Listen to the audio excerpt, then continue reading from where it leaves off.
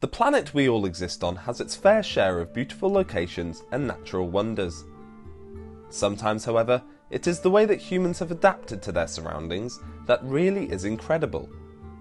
This is even more prevalent in places like Middle-earth, Westeros, and other fantasy locations. Today we will be looking at some of the most fascinating towns, villages, and settlements that exist across a variety of fantasy worlds. For anyone concerned before we get started, we will be covering larger cities and kingdoms in a future list.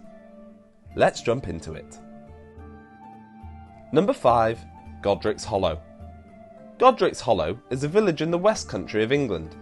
It is a small community which centres on a village square with only a church, a post office, a pub, and a few retail shops.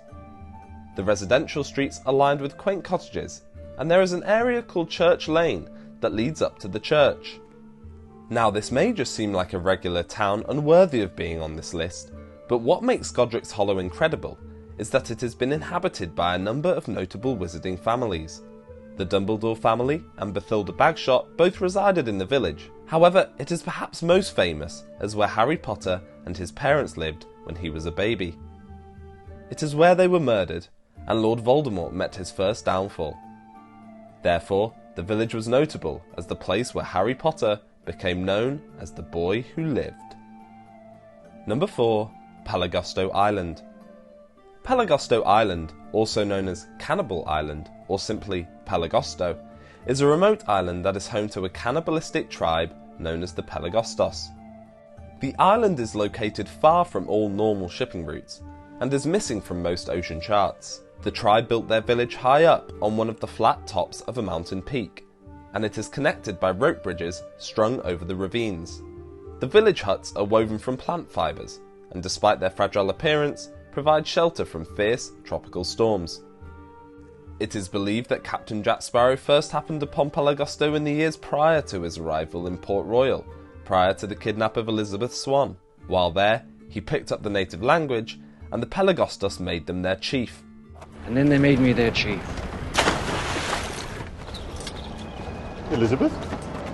He managed to escape the island, however he ended up there years later whilst trying to hide from the Kraken. They weren't particularly happy to see him again, and tried to eat him as a ritual sacrifice. Number 3. Rivendell. Rivendell, or Imladris, is an elven outpost in the Misty Mountains on the eastern edge of Eriador.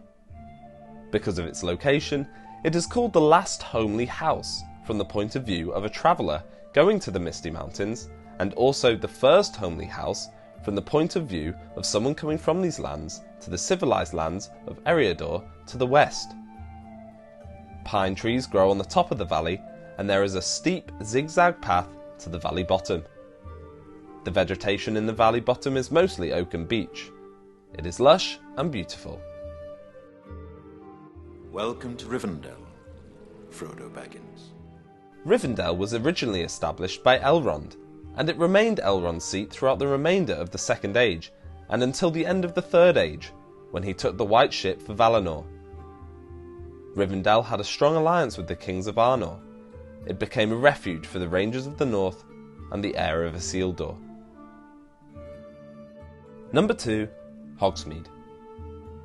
Hogsmeade Village, or simply called Hogsmeade, is the only all-wizarding village in Britain. It was founded in the 10th or 11th century, around the same time as Hogwarts School of Witchcraft and Wizardry, by medieval wizard Hengist of Woodcroft as he was fleeing persecution by Muggles. Since before 1714, Hogwarts third years and above have been permitted weekend trips to the village. Mainly, students would visit the high street in the village, which contains specialty shops and pubs such as Zonko's Joke Shop and Honeydukes. Otherwise, they wandered on to observe the infamous Shrieking Shack. Hogsmeade is a picturesque little village of cottages and shops, with enchanted candles hanging in the trees during the holidays. It is also the location of the train station where the Hogwarts Express arrives and departs from. Number 1. The Shire. The Shire is a realm in northwestern Middle-earth. It is inhabited by the hobbits, and it is one of the few heavily populated areas left in Eriador. The Shire is synonymous with greenery, flowing rivers, and as much fresh fruit and vegetables as you can wish for. The Shire is quite densely populated in certain areas, with many villages and a few towns, but it is still open enough to allow for a wide forested area and marshes. The total amount of land calculated in square miles is over 21,000, which likely excludes the West March. Contrary to popular misconception, the Shire was not the birthplace of Frodo Baggins, as he was born in Buckland, which at the time was not formally part of the Shire, despite being colonised by Shire hobbits.